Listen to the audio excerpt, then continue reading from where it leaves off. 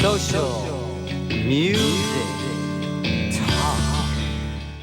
The Kroll Collier stations as Bloor did it, as far as I have ever heard, is the best top 40 ever done. And why? Why?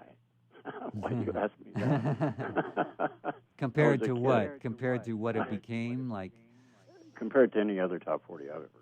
first, let's talk about the top 40 station KNOW in Austin, where you did news and weekends, and that was in '67, right as the top 40 and FM were kind of becoming separated in terms of there were AM FM stations that played top 40 music, but the FM started to break away and play freeform music. Where I was, Austin, Texas, college town, Yeah. going to the University of Texas,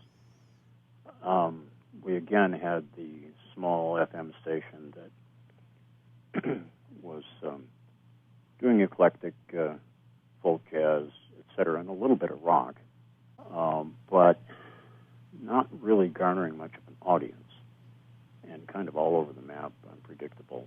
And the AM Top 40 remained as a noted, without any real competition, getting 50% shares in the market. That's pretty huge. Were Were there a lot of stations in Austin? At that time, did you know LBJ had his own radio station called KLBJ? Oh, yes. What format did they run? Was that news talk or something? Don't know. Because it became a LBJ's rock broadcast- station in the early 70s after they sold it. Don't know. I do know that LBJ's broadcast holdings were a little bit complicated.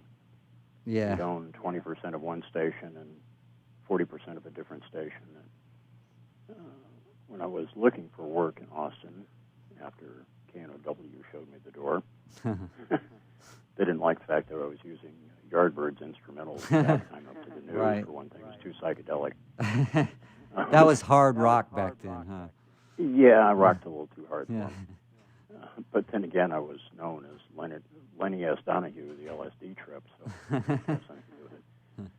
But, one of the first places I went was LBJ's TV station in town, looking for work. Okay. And I said, okay, let's do a screen test, read the news. I guess they didn't like it. One of LBJ's daughters has the penthouse in the KNOW, in the building in which KNOW, big bank building downtown. Anyway, AM Top 40. That is an experience. High you have energy. 6 carts between records, and you only have 4 cart machines. It's a juggling act. You got to be on your toes. Think fast, move fast.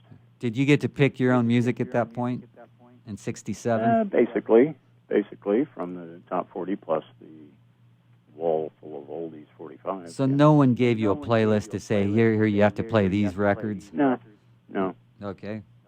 So then in '68, you were at KTBT in Orange County. So talk about the journey from Austin to Orange County. What, on a Honda 450 motorcycle with the wife on the back, cross country? You don't want to hear about that. Easy Rider. Honda 450. So tell us about the station there in Orange County, KTBT, and played the top 100.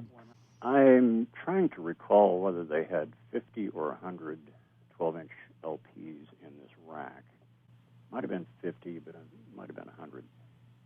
This was the beginnings of AOR, distanced itself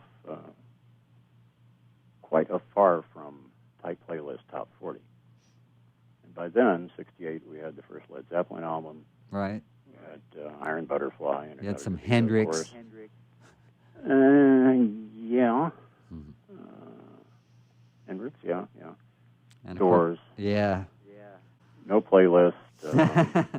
No constraints. It was No whatever rules. you wanted to do.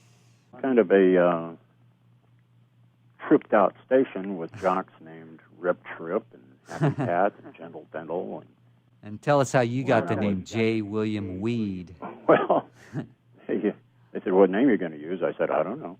And they took my air check back into a meeting room, had a staff meeting without me. And said, come back in 15 minutes, we'll have a name for you, and that was that, and that stuck.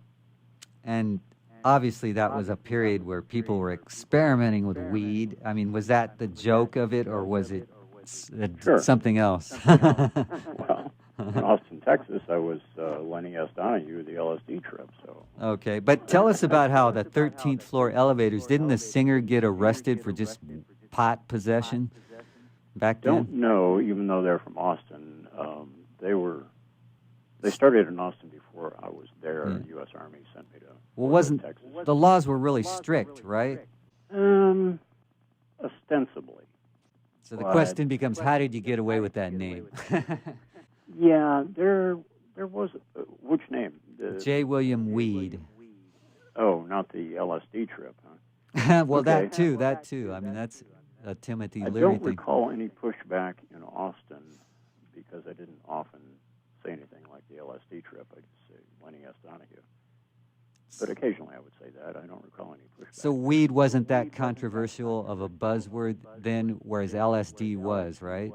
In early '69 in San Jose, at KSJO, there was some pushback early on to the effect that, well, you can't call yourself that. You just have to say J. William.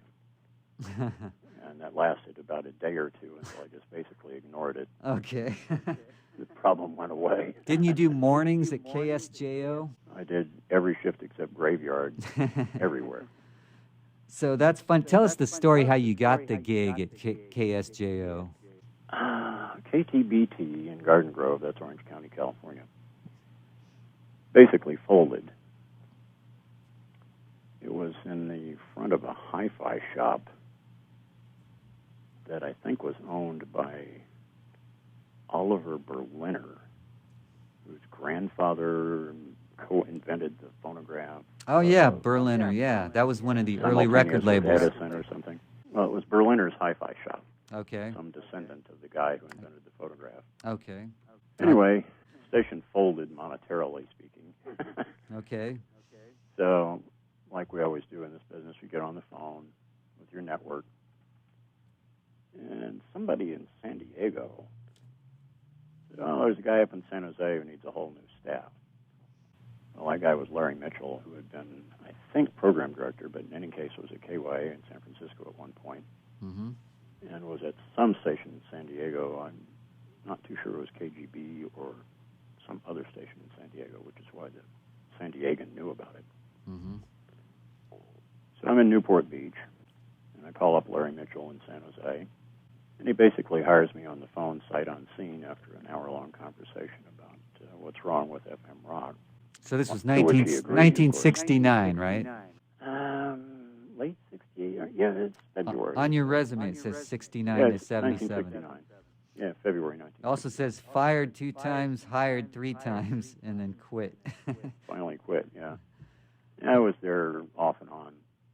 Okay, so you had a relationship, I guess, with Larry Mitchell, right, to keep going back there? No, I wouldn't say that. Larry was the guy who first hired me there. Okay. But Larry died. Okay. And there were various other program directors. Don Wright? He was the last one. Okay. So the secret to you coming back was what? That you were familiar in the market? I was successful beyond my wildest dreams at KSJO. KNOW was a hell of an education in professional radio. AM, top 40, tons of commercials, huge audience. That was my apprenticeship, for sure. Right. But I had no idea I would have as much success at KSJO as I did in terms of ratings and audience, and that sort of thing. And throughout, like, the 70s, weren't you up against Tom Donahue's station, KSAN? No, this is a bit of a misconception. Okay? KSAN, KMPX get all the glory. Why? Because they're located in the city of San Francisco. Right. KSJO was kicking their asses in the ratings at various times.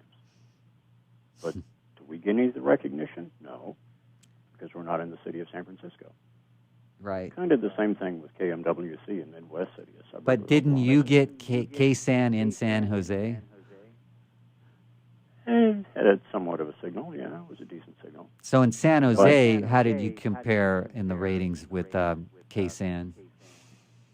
We kicked their asses. Okay. Almost always. Okay. Almost always. And were there other rock stations at the time, like KOME? Yeah, KOME came along later. Cheap imitation of KSJO, I venture And to what say. was it about KSJO that stood out, that made it, more successful? Okay. Professionalism. Larry Mitchell was a pro, okay? He hired pros. He did not hire people off the street who just wandered into KSAN or KMPX and looked like hippies. Right. And that was possible at hippie stations, right? We were as much a hippie station in our own way, but we were pros. Okay. And we were in business to make money, which requires being in business to attract a huge audience and keep them happy and play the music that they want to hear. Social music.